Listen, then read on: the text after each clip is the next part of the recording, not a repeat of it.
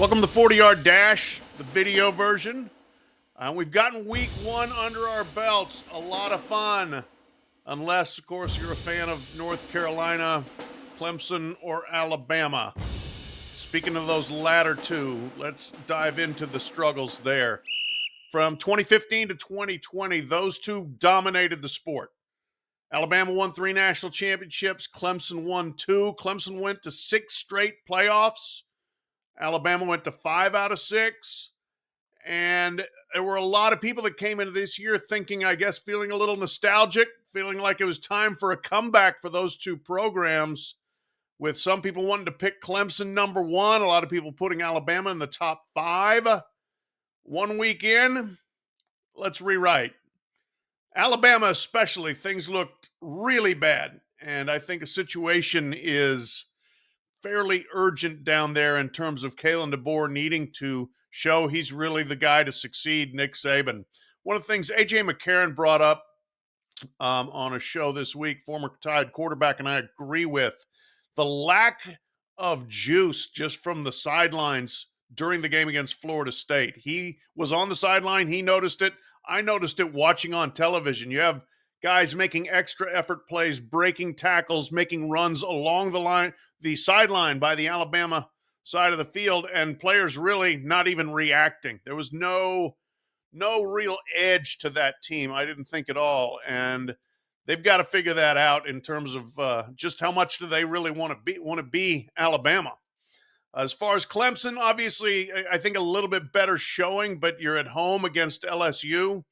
And pretty well dominated in the second half, led 10-3, and then could get very little done. I think once again the questions are, did Dabo Swinney do enough in the offseason to make his team better? They brought back a lot of the same players, but did they bring in enough additional talent from the outside?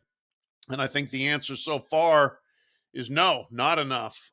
They had one transfer who had an impact on the game, which is more than they've had a lot of years. But they were playing an LSU team that basically won the transfer portal and then won the game. Now, where do these two teams go going forward? We're going to find out. The schedules aren't easy for either of them. Alabama has 5 currently ranked opponents still on the schedule: Georgia, Tennessee, South Carolina, LSU. And then they've got 2 others lurking right outside the top 25. Oklahoma as well. With 2 lurking right outside the top 25, Missouri and Auburn. Clemson has 3 more ranked opponents: SMU, Florida State, and South Carolina, with 2 lurkers right now, Georgia Tech and Louisville, that could well be ranked when they play them. So a lot of big-time opportunities, but also a lot of challenges. They're going to have to play better to win enough of those games to be a factor in the playoff race. That's something they used to do regularly when it was a 4-team playoff. Now, could be tough looking at it from a 12-team standpoint. 40-Yard Dash second quarter. I want to look at the extremely divergent fortunes of 2 guys who spent a lot of time together in the NFL, 15 years, in fact. That's Bill Belichick and Matt Patricia. Belichick, of course, made the celebrated, much discussed, highly anticipated move to college football in the offseason. Shocked everybody when he took the North Carolina job. And the debut was a complete and total disaster. They were awful. They got destroyed by TCU, 48-14. Most points a Belichick team has ever given up. It would had to have been humiliating for him and for, I think, the bunch of what you would call cronies, probably, and old boys that he brought along with him. Michael Lombardi, the GM. He kept Freddie Kitchens as offensive coordinator, who coached from before. He brought his son, Stephen Belichick, along as a defensive coordinator. And they were not just out-talented, they were also out-schemed and out-adjusted by TCU. So that had to be a humbling moment, made all the more absurd by the wreath of balloons that they had, celebratory balloons around the post-game press conference backdrop. There's been a lot of speculation about who might have had a hand in that decorating. Certainly doesn't seem like something Carolina would have done. I've been to a lot of North Carolina athletic events and not seen that.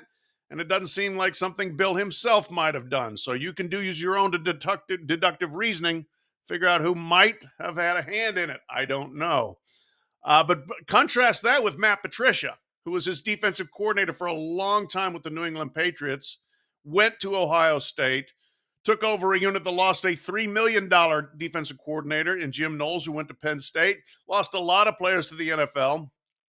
And Patricia had a lights out debut, absolutely shutting down Texas, making Arch Manning look overwhelmed in his big starting curtain call there with the Longhorns.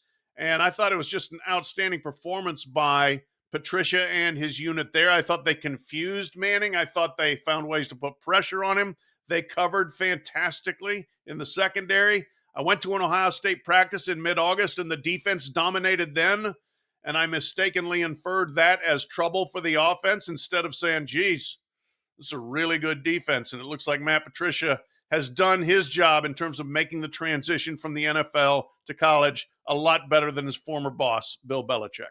Third quarter, let's talk about the conferences and how they're shaping up so far in terms of non-conference play. Yeah, it's only 1 week, but it's important because we're going to hear all season long about strength of schedule and which league is better and who's going to deserve more playoff bids. So these games between conferences that we're seeing early on here really do resonate. Who had the best week? It's tough to tell. Everybody had a little bit of a mixed bag, but I think you got to probably put the ACC a nose in front in terms of what it accomplished with 2 top 10 upset victories.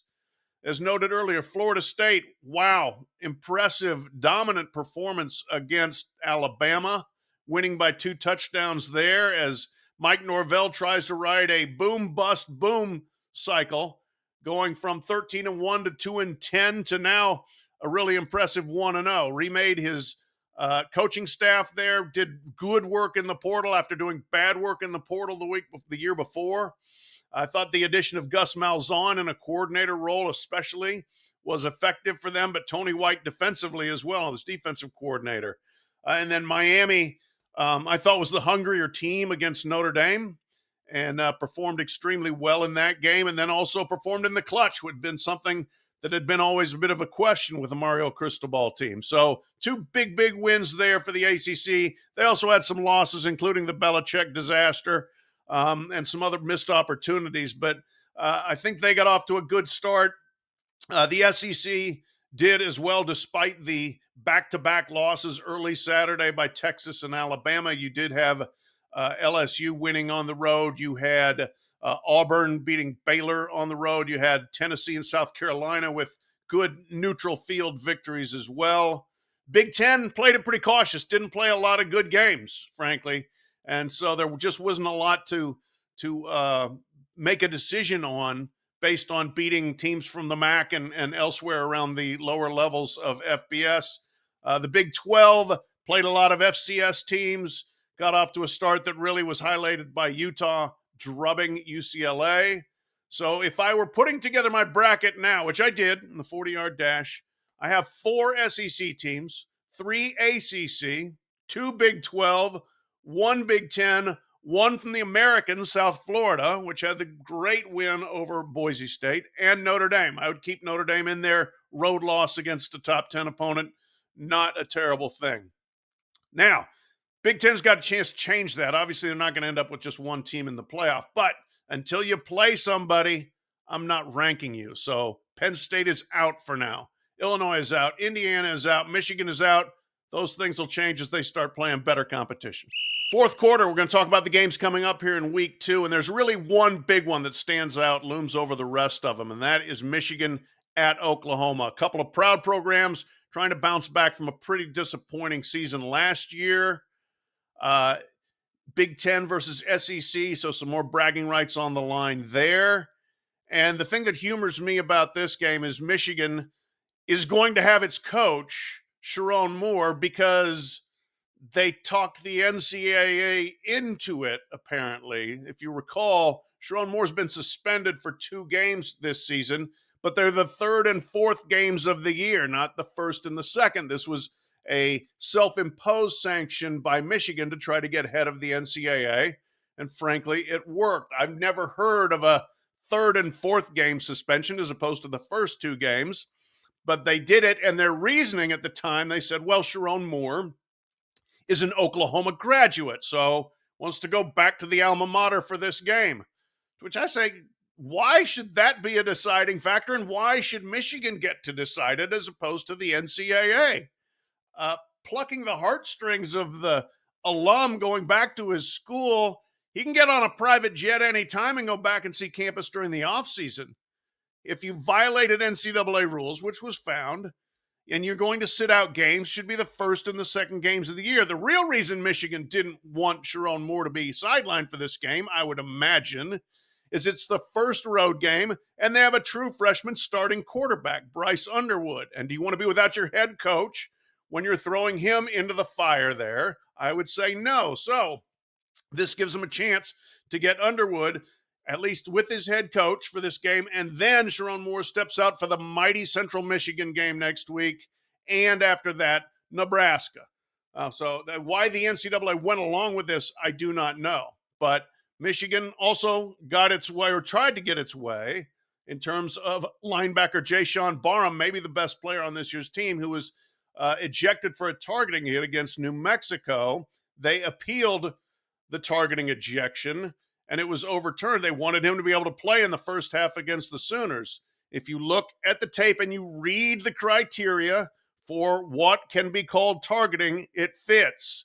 A blow to the head with the head, or with shoulder, arm, fist, that sort of thing. He clearly hit face mask to helmet against the New Mexico quarterback there. So Michigan, not real good at accepting punishments, always looking for a way to find their way. We'll see. Sharon Moore is going to get to coach in this game. It should be a very interesting one against Oklahoma. A couple other games real quick I've got my eye on for this weekend. The border war, Kansas and Missouri. This rivalry literally dates to the Civil War, when raiders from the state of Missouri and the Confederate guerrilla band burned Lawrence, Kansas to the ground. You do that to another school, kind of sets in some bad feelings that still linger today, 70 years later.